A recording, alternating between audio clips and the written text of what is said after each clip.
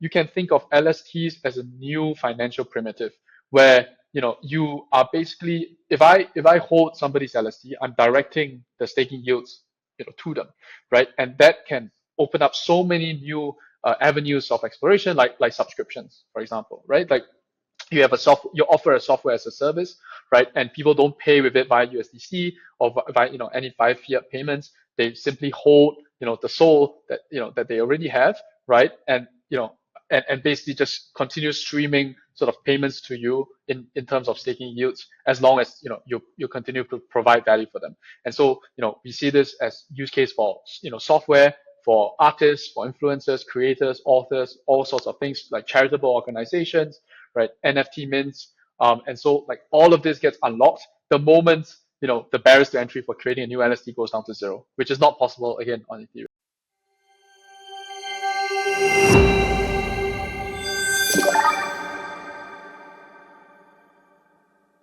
Welcome to Trailblazers. Today I'm here with FP Lee from Sanctum. Can we start by talking about your story and kind of how you ended up at Sanctum? Yeah, sure. So I started building on Solana way back in sort of February 2021. And at that time, liquid staking wasn't yet a thing on Solana. And so they were actually building the first liquid staking contract. And Solana Foundation at the time had come up with a RFQ to invite people to help sort of, with this. And they wanted me to build a dashboard for liquid staking. And so I was like, okay, well, I think, okay, dashboard's easy. It should only take 2 weeks. And sort of like 3 years later, I'm still here. So yeah, I mean, one thing led to another. We built a dashboard, then we realized that, okay, what's the dashboard for? Because there aren't any liquid staking tokens, at that point. So we're thinking, okay, maybe we should help with that. And then we, helped with to build that contract. One thing led to another. We ran our own stake pool, and then from there, we realized that, okay, we should pivot away from stake pools, but still doing liquid staking, solving the fundamental issues, and then so we iterated until we got to this point. Yeah. Yeah, awesome. Can you kind of give a little overview of like what Sanctum is in its current form? Yep. So in its current form, Sanctum is building liquid staking infrastructure.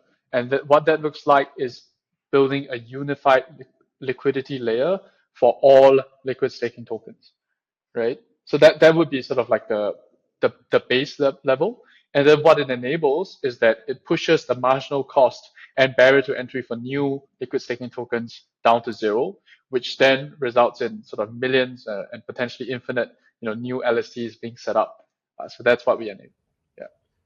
And so like right now you guys are running a liquidity pool, and like how do you kind of lower that cost to like allow small like a liquid staking tokens to like trade at good prices?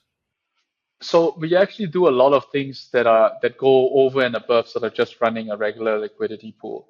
And uh, I think the key insight and this one single small thing has sort of massive upstream implications, but it's a technical detail. And this detail is that liquid staking tokens on Solana are all fungible and well, semi-fungible. When you do a withdrawal from a liquid staking token, you actually get a stake account, right, on Solana. And this isn't the case on Ethereum, because when you withdraw on Ethereum, you get, if you're following Lido, for example, you are put in a withdrawal queue and it can be up to, I don't know, 14 days or something. And then you get you get your ETH back, right? That isn't the case on Solana. In Solana, you actually, like, you still, you get the stake account directly, right? And then the onus is on you now to then unstake that on your own, which is, but the point is that you already have possession of the asset of value, right? You already have possession of the stake soul. And so what this means is that all LSTs are semi-fungible, because you can basically convert one LST to another LST simply by sort of withdrawing from one LST to get the stake account and then depositing that stake account into the LST and so this allows basically limitless transfers between one LST to another, with no note in this scenario that there's no liquidity pool necessary. There's no Radium, there's no Orca, there's no AMM, right? It purely is a withdrawal transaction and a deposit transaction, right? And this small implication, right, is has massive upstream effects. So like, well, this was the sort of like the core product that we have, right? We have this router, and the route what the router does is that, again, when you have no zero native liquidity, you can do sort of pull it out, put it in, right? And you can do this in infinite size, no slippage whatsoever. The other thing you can do is that you can have a single pool of SOL, right? Naked SOL, so not staked, just sitting there, and it can service all LSTs at the same time, right? And not so in traditional pools, you have, for example, Orca pool, Radiant pool, and it's two assets, right? So it's like ST Sol, Sol, or N Sol, Sol, and if you have Jito Sol, like you can't, there is no Jito Sol, you can't sort of use that pool. But again, coming from the fact that they're all of them are fungible, it's that you actually can. So what you can do is like you can have a single pool of Sol just sitting there, and then it supports all LSTs, except every single one of them, right? And because like, again, they're all stake accounts. So you take the stake account, you give them the SOL, you charge them whatever the fee should be, right? And so like you actually have like a maximally capital efficient AMM, right? And we've taken this to the next level with the infinity pool, right, which is basically a basket of LSTs, right? And again, you have like seamless interoperability or swaps between these LSTs. Plus, you have that SOL, which is again infinitely swappable between all of the LSTs in the basket. And so it's kind of like a curve pool, right? If you're familiar with sort of curve pool on Ethereum, except dialed up to 11, because now you're not talking about 3 assets, you're not 4 assets, you're talking about like literally like 100 assets in a pool, and pairwise swaps, with fair pricing are all supported. So like, that one little technical detail is like just has all of these implications. Yeah. Yeah, it's really cool. I really noticed, and I thought it was really awesome. Like, so now that like it allows these like long tail LSTs to kind of Mhm. exist and not like need to like build up liquidity on their own, what do you think the implications of having like maybe like, I don't know, tens or hundreds of different LSTs on the platform compared to like an Ethereum where like Mhm. two players and basically one player dominates? Right.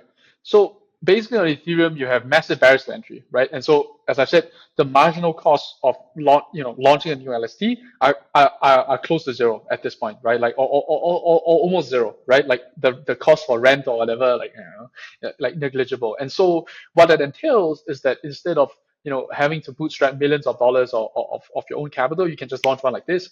And we have seen and we will see a massive increase in innovation, because when the cost to innovate go from millions of dollars to like fractions of a cent, right? You can have a lot more sort of models of LSTs that are coming out. And so we obviously have individual validators. For example, this for the sort of first batch, individual validators that don't have millions of dollars of venture capital. They're able to spin up their own LSTs, right? And have the benefit of having a validator, like as for the user, right? You have the benefit of, I get to choose this particular validator instead of spreading it out, among sort of like 100, which may be a good thing for some.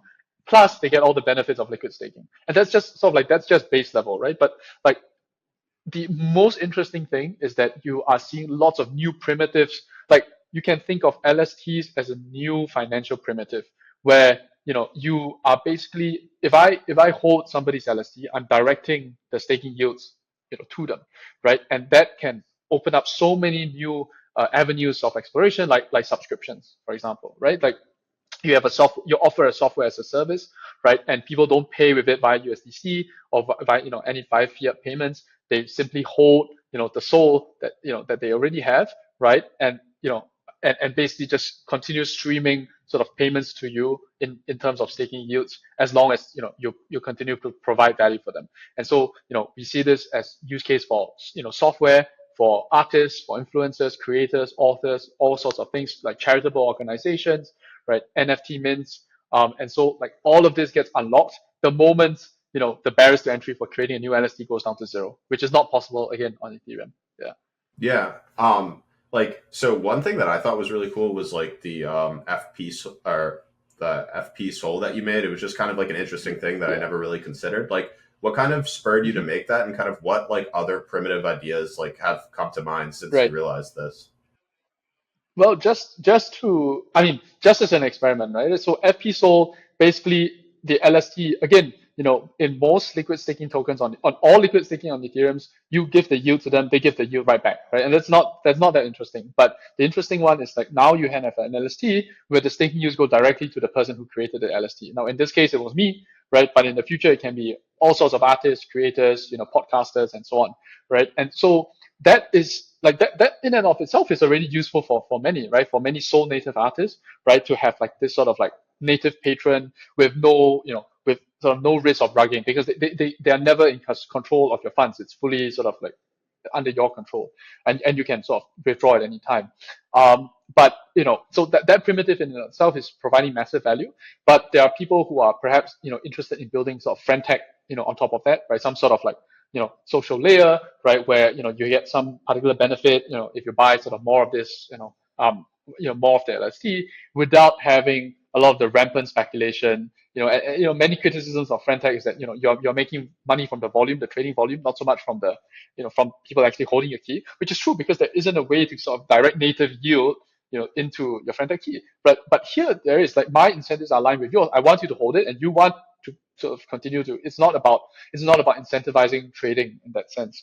And another thing you could do is that you could put another layer on top, and this is sort of like way out there. But imagine some sort of like a Spotify or YouTube, right, whereby all the sort of people pay a subscription to watch a catalog of videos, right, and then all the staking yields go to the protocol, and then the protocol then sort of splits it up like a prism to all the creators who then like have contributed, maybe proportional to page views or proportional to whatever, right, like and so like now you have this like Solana native economy, and all of that is non-custodial. All of that is like your principal is always protected.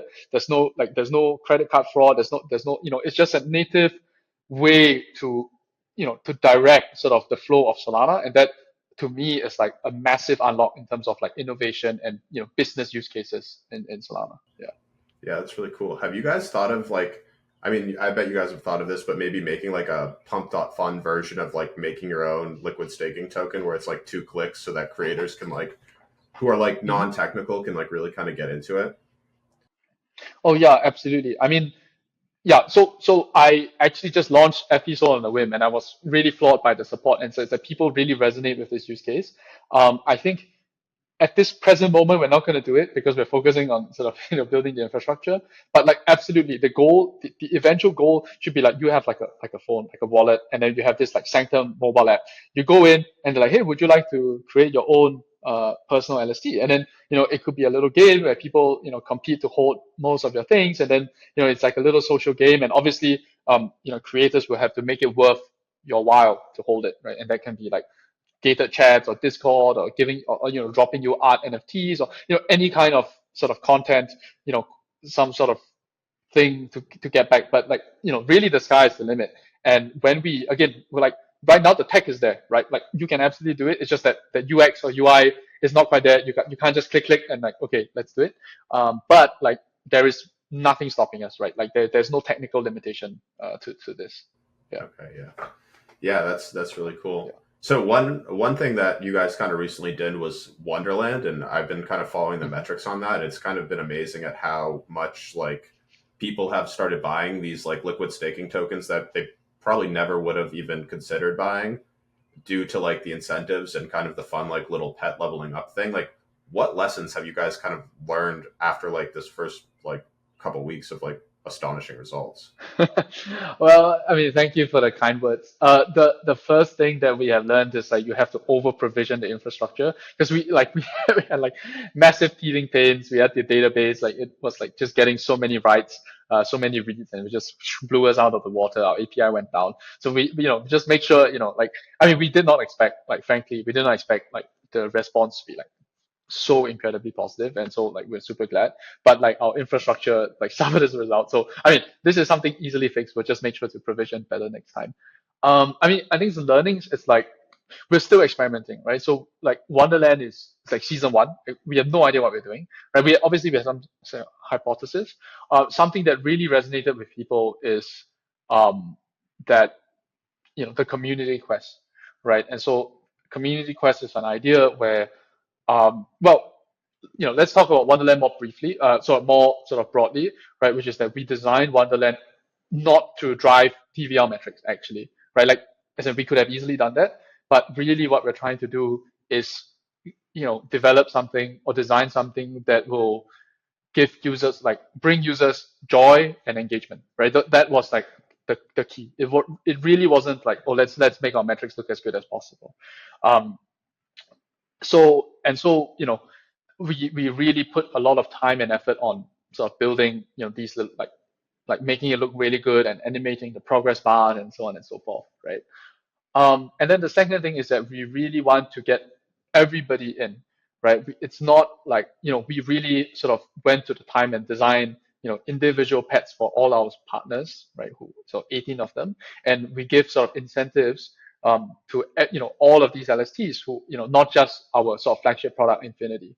And again, right, this reflects the ethos that, like, this is something that it's not being done by one person, one protocol. It's being done by the entire community, right? Moving us to a liquid staking future. Um, yeah. So back to the community quests.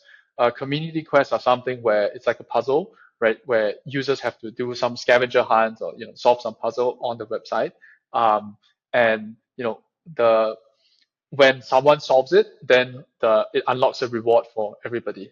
And so again, right, this is not competitive, it's collaborative, right? And so people really enjoy that, and we see a lot of engagement on the Discord channels. People are, putting in like some crazy conspiracy theories, like, oh, maybe if I rotate the image and flip it the right way and change the filters on, it's like, I mean, it's really really interesting, and people really like got to it, and I think like that means a lot to us. So I think the learning is like, I think why people like it, we're trying something new and we're doing it sort of like genuinely, and even if we do fuck up, which we did, right? I think people are likely to, like, more likely to forgive that because it's an earnest mistake, right? It's like, at least you're failing, trying to do something new and fun and delighting users, and people are surprisingly patient when it comes to that. Yeah. Yeah. How do you kind of think about, like, I guess going off of that, how do you think about like community building in like the Web3 space? Yeah, I'm still trying to figure this out, right? And so, you know, I I've kind of vacillated about this a little bit. So, on the one hand, like most people, a lot of times, so a lot of people come in this space trying to make money, right? And there isn't anything wrong with that. But like a lot of community is kind of like a pump and dump group, right? Which is like, oh, look, I mean, it's obsessed with price action, right? It's like, oh, guys, let's tweet this, let's send this to the moon. And like, that's like, maybe it's for some other people, but this is not the community that I'm trying to build, because I believe that what Sanctum is doing is providing real value, right? We're unlocking, we're payment, we're liquidity infrastructure, payment rails, unlocking these new primitives, new use cases, and sort of improving the utility of Solana, right? So like, I think we're doing something really good, and I do not want the people who are here just to farm their job or just to, like, obsess about price. Now, as it price is important, right? People here are to make money, and that's fine. But I think we've seen that there are many people who come in, like, come in, for that purpose. But are basically sort of the money, the money, or the idea of an airdrop is like the Trojan horse. But once they come in, like, to get their attention, and once you smuggle it in, and then now they are exposed to this message, like, oh, actually this is a pretty cool project, and like, these are pretty cool possibilities, right? But like, I think the most important thing is sort of like, it's two things. One is shaping the attention funnel to get as much sort of attention as possible. And then the number two is sort of filtering the community or shaping the community so that it's not completely mercenary and completely sort of like price. You want people in the community to be like, oh man, what about this idea for an LST? Like, what about LST for health insurance, or what about LST for, the amusement park on the street? And these may be shitty ideas, but that's not the point. The point is that, people are really buying into your vision and trying to sort of like, think about the possibilities, and like, that's what you want, I think. And so, I mean, so that's a lot of our branding, making it like fun, approachable, lots of different colors, lots of different LSTs. A lot of that is to try and curate the vibes that we want, in the people and in the communities that we, want. Yeah. So yeah. Yeah, it's definitely sometimes a tough line to walk with in like the crypto space. Hmm. Um, so you guys recently won the Jupiter LFG, I think round two, and So you guys are going to release a token. How do you think like a token will kind of support your vision, like for Sanctum?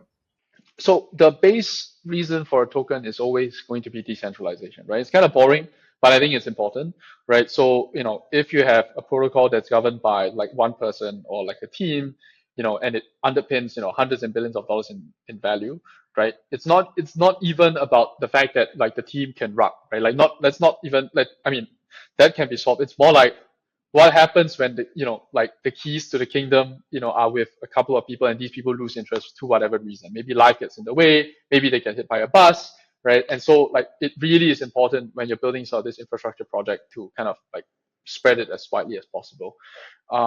Yeah, but more importantly, I think the token, like apart from decentralization, I think we must use the token strategically to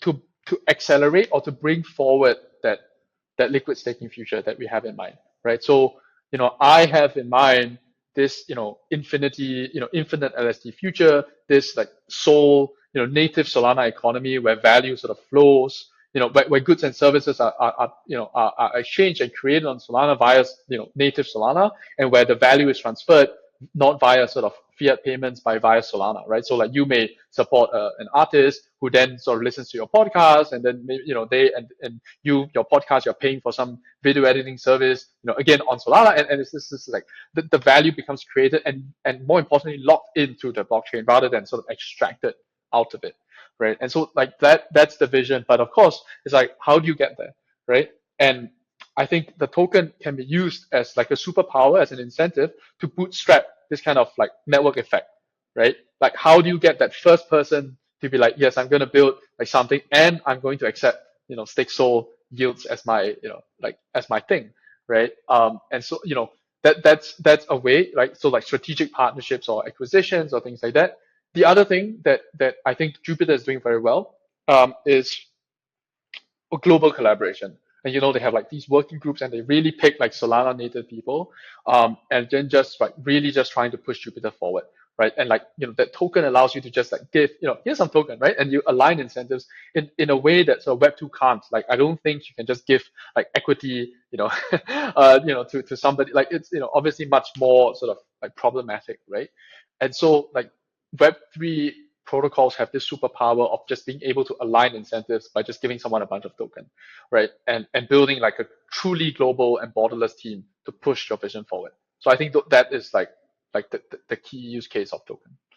Yeah, that totally makes sense. So one thing I was kind of thinking is that like it would be real. It's like right now, like in the Mhm. crypto market, everybody, or I mean, a lot of people want to be holding Sol because it's like kind of going straight up. But like, how do you think about um, like how this kind of like the kind of landscape of like all these different liquid staking tokens and like people kind of using that as their source of revenue would change when people don't want to be holding Solar? Maybe it's going down, or like I don't know. Have you kind of thought about that?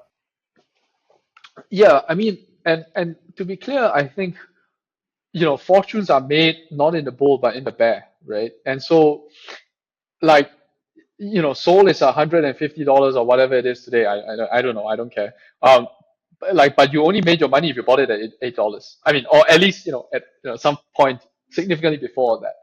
And so like we, like it's a couple of things, right? Like one is that there are lots of people who are at this point already significantly invested in Solana success, i.e., they're big bags, right?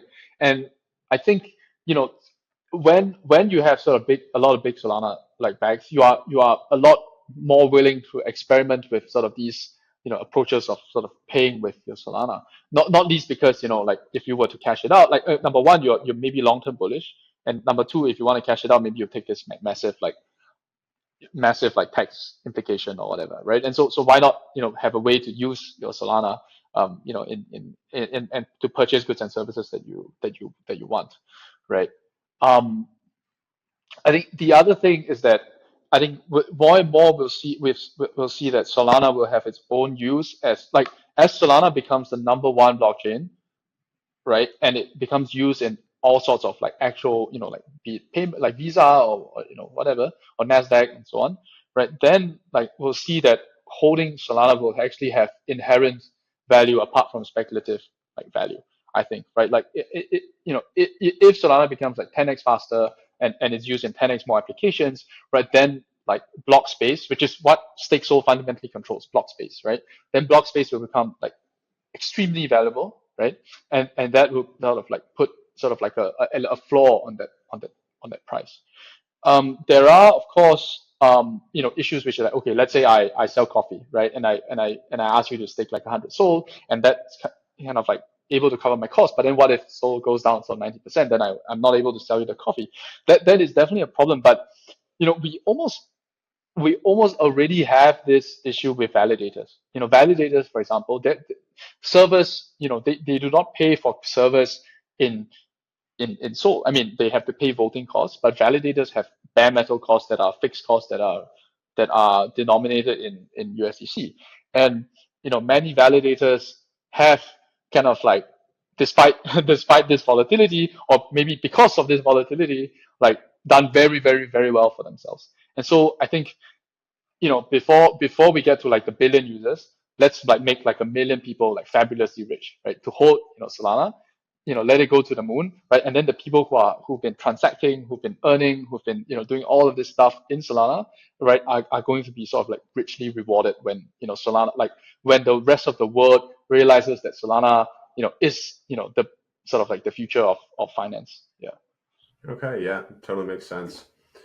Um, what's kind of on the horizon for you guys? Like, what are you guys kind of looking forward to, and like, what are you guys excited about over there at Sanctum? So a couple of sort of short to medium term goals. Um, there, like one is to wrap up our sort of Wonderland season one and sort of get those learnings in, and then use that to improve season two, because we really want to make season two like 10x better. Like the bar was here, we've set it here. How do we sort of get it there, right? And of course, sort of like token launches on the horizon. I cannot sort of talk about exactly when, but it is on the horizon. But token, many people think of it as like, okay, that's the drop, because for many airdrop farmers, it's like the end of it. It's like, okay, I mean, so I'm fuck off, right? Like, but for me, like my tokens are vesting for 3 years, right? So for me, it's day zero, like, like then only the clock starts then.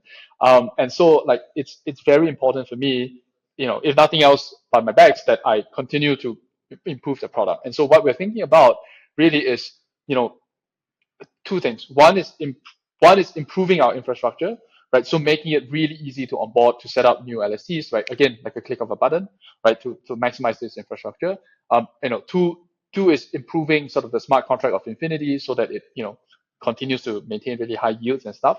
Like that is sort of like table stakes, right? But the really exciting stuff I want to do is I want to be able to use, again, hopefully now with token, which is like another sort of arrow in your sling, right? Like, can we use the token to sort of like supercharge this Solana economy, to really just accelerate, really bring it forward? So all of those use cases that I talked about, so like social, SocialFi or payments fi, right? Can we get Helium Mobile on board? Can we get like actual sort of like software providers on board? Can we get indie developers of games or of software, right, to start using this as a payment system, right? Or as a crowdfunding, system? Like, how, can we just sort of accelerate that? And I think if we can get like one or two really good Solana native use cases, and by Solana native use case, I don't mean like Starbucks, coming in. It's like, oh yeah, like that's like, to me, that's vanity. That's shit. Like that is just like, what's the point? Like, I mean, Starbucks is not actually committed. Well, I mean, I don't know, but I don't think they are. But like, you want to work with Solana native teams that are really bullish on Solana, itself. And then if we can get one or two of those like real use cases, then I think we'll see it like completely take off, right? Yeah. So and then of course, as decentralization, building the team. I really respect what Jupiter is doing, with all these working groups. Like our team is really, really small, and we plan to keep it small. I don't plan to bloat to like 100 people or whatever, right? And I think like, what does having a token allows us to do? It really just allows us to sort of delegate responsibility. Let put some money, put some power to these people. Let them sort of push whatever, like gaming, maybe the gaming vertical, maybe the social fi vertical, maybe the payments vertical. All of these kinds of different things. DeFi, right? Like, and so like that is on the horizon. Yeah. Yeah, that's a lot of things. So Yeah. I guess I mean you seem very locked into what's going on in Sanctum, but maybe like kind of zooming out, like what other things in crypto kind of are exciting you these days? I think so. Personally, I'm not super interested in a lot of the meme coin stuff. Like it is very hot nowadays, and there was this article by Yash about governance tokens, basically meme coins in the suit. I would kind of, so that is an area where I'm like counter. Actually, I don't know. I don't know if it's contrarian to believe in meme coins or not believe in meme coins at this point, because it's like where's like the discourse going? I think it at the end of the day, I don't think governance tokens are meme coins, or like I don't think tokens are meme coins, because tokens are generating real value and meme coins are just like, I mean, yeah, they're not building like infrastructure or building real value. That's my take.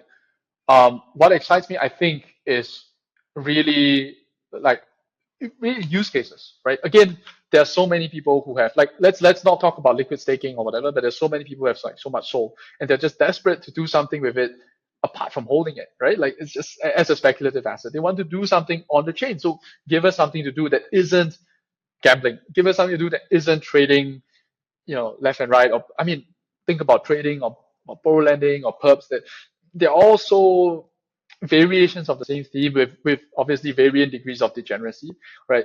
Um, that's not to say that they're bad, right? Like that is sort of real product market fit, but right, I want sort of like, you know, Bitcoin had this goal of being like programmable money, right? Like it's like the money that everybody actually uses, right? And so like Solana actually has this like shot of being it. So I want to see like, payment apps, right, on Solana, which of course they are, right? I want to see sort of like games, right, built on Solana, right? I want to see sort of, all kinds of like social fi built on Solana, again, with or without Sanctum, right? But like, I just want, I have a lot of soul and I just want to use it. Like that would be like, where's the retail app? Is there a retail app that we can have that we can try and onboard people into like StepN, but not a Ponzi, like how do we build that next thing?